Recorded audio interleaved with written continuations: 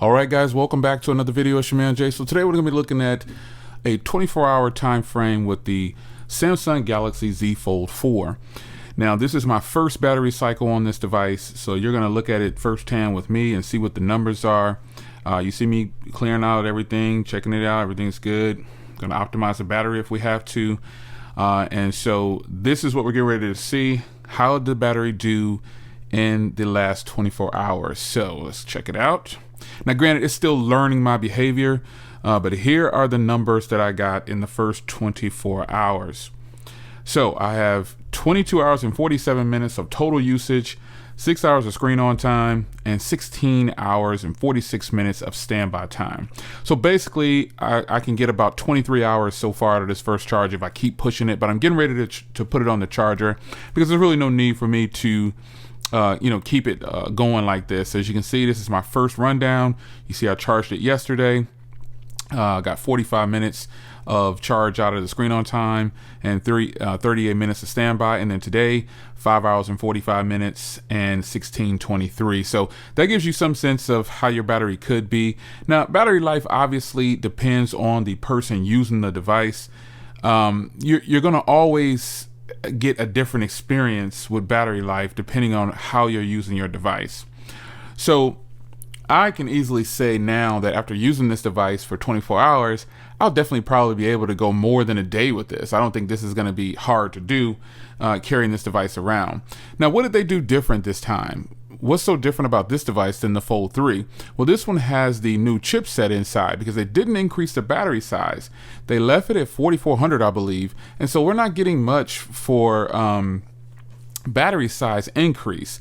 Now, I really wish that they would have given it a bump like they did, like a 5,000 milliamp hour battery on the S22 Ultra. This phone has really good battery life, but it's crazy though because my Z Flip 4, it matches the battery life on my S22 Ultra, and I think that's pretty strange, but it in fact does do it like that. So this device actually is giving me better battery than I thought it would.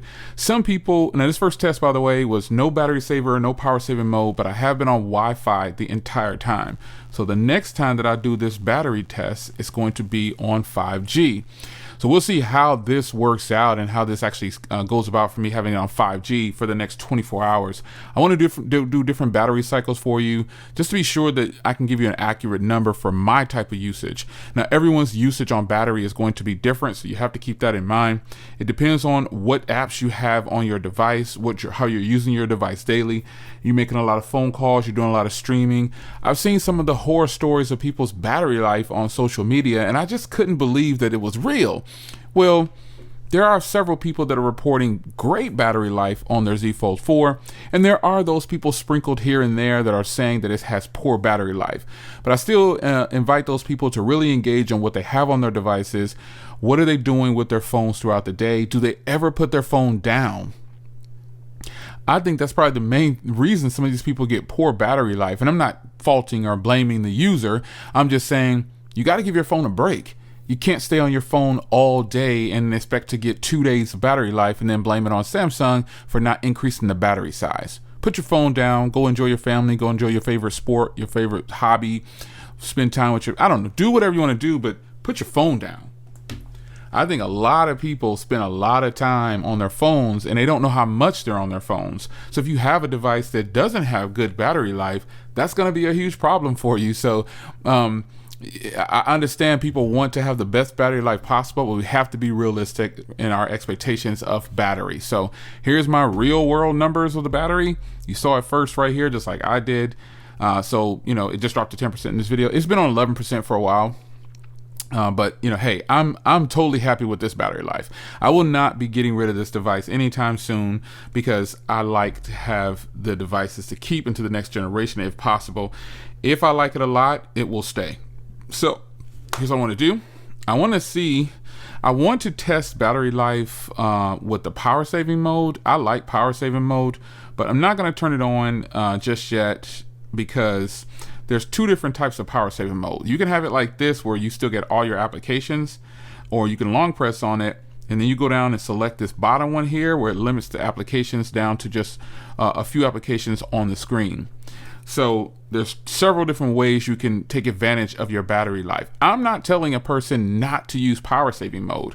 I feel like a person should be using power saving mode depending on what your situation is. So if you lose your charger or you're on a trip or something and you don't have your charger, go ahead and put your phone in power saving mode. Don't listen to people that tell you, oh, you cheating by using power saving mode. I don't understand that logic. For people to tell people not to use power saving mode, that has got to be one of the stupidest things I've ever heard a person say. So I'm going to get off of here now. The Z Fold 4 to me is going to have stellar battery, and I think I'll be able to make it past 24 hours after this battery has learned my behaviors, and I'm using it every day. I'm using it on T-Mobile 5G, and let's do a quick speed test. The speed test on here was really good when I checked it last time in my office. It was actually pretty solid. So, I don't know what else to tell you. If you're having poor battery life on your device, just make sure you check that you have any kind of Facebook things disabled, because that will destroy your battery. And Facebook now, when you go into the device and search for Facebook, it doesn't exist. It's called Meta. So instead of just saying Facebook installer, Facebook this, Facebook that, it's going to say Meta. So META. So if you want to disable everything that deals with Facebook after you uninstall the application, you need to go into there and search in your applications, and I'll show you how to do that real quick before I get out of here. So you want to go over to applications. You want to type in, if you type in Facebook, here's what's going to happen. Nothing. But if you type in Meta, here's all the things that I have disabled.